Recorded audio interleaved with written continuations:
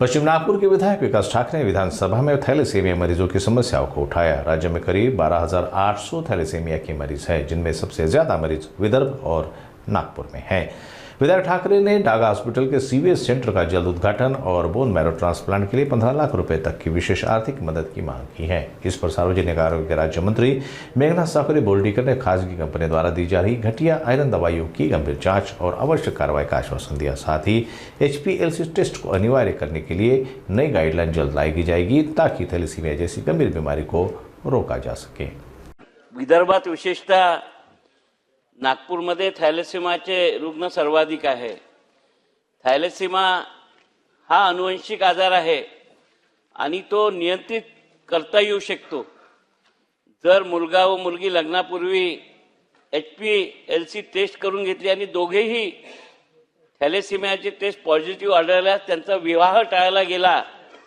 सरकारने HPCL चाचणीसह लग्नापूर्वी तपासणी बंधनकारक करावी आणि दोघेही थॅलेसीमिया टेस्ट पॉझिटिव्ह आढळल्यास विवाहास मनावी करावी, जेणेकरून हा आजार संपुष्टात येईल अशी मागणी आरोग्य तज्ञांकडून होत आहे। आणि आपण पाहतो की मग नवीन अपत्य येते त्याला बालपणापासूनचा आजार होतो, तर यावर सरकार काही निर्णय घेईल का, हा माझा एक स्पेसिफिक प्रश्न आहे। महाराष्ट्रातील आणि नागपूरमधील बहुतेक शासकीय रुग्णालयामध्ये बजाज कंपनी निकृष्ट दर्जाची औषधे आढळून आली आहेत। ती औषधे लहान मुले खात नाही व या कंपनीच्या अनेक तक्रारी आल्या आहेत असं तज्ञांकडून आरोग्य माहिती मिळाली आहे। तर नामांकित कंपन्याचा शासन पुरवठा करणार का, हा माझा दुसरा प्रश्न आहे। नागपुरातील डागा हॉस्पिटलमधील सीवीएस सेंटर मंजूर झालेले असून सर्व आवश्यक उपकरणे देखील आलेली आहेत, तरीही शासन हे सेंटर सुरू करत नाही। हे सेंटर सुरू झाल्यास गर्भधारणेदरम्यान थॅलेसीमिया व इतर अनुवंशिक आजाराचे निदान करता येणे शक्य होईल। शासन लवकरात लवकर हे केंद्र सुरू करेल काय?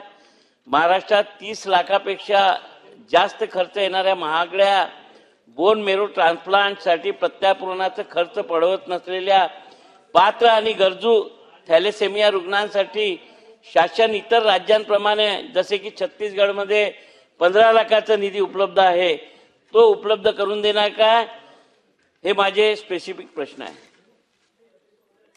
मांडलेला प्रश्न अत्यंत गंभीर आहे। आपल्या राज्यामध्ये 12,800च्या आसपास थॅलेसीमिया पेशंट सद्यस्थितीमध्ये आहेत आणि अनेक वेळा आपण जसं सांगितलं की मायनर आणि मेजर जर पती पत्नींचा जो होणारं बाळ असतं तर ते थॅलेसीमिया मेजर होऊ शकतं, म्हणून सक्ती ह्या टेस्टची करता येईल का, तर ह्याच्याबाबत आपण निर्णय घेऊया। आणि जर फॅमिली म्हणजे परिवारामध्ये जर थॅलेसीमिया मायनर मेजर व्यक्ती असतील तर त्यांच्यासाठी आपण कंपल्सरी टेस्टिंग करण्यासाठी नियम आणूया। आणि दुसरा आपण विषय सांगितला की ज्या मेजर लोकांसाठी ज्या आपण आयर्न किलेशनच्या टॅबलेट्स दिल्या जातात त्या निकृष्ट दर्जाच्या दिल्या जात आहे, त्याच्याबद्दल सुद्धा चौकशी करू आणि त्याचा दर्जा सुधारण्यासाठीची कारवाई करू।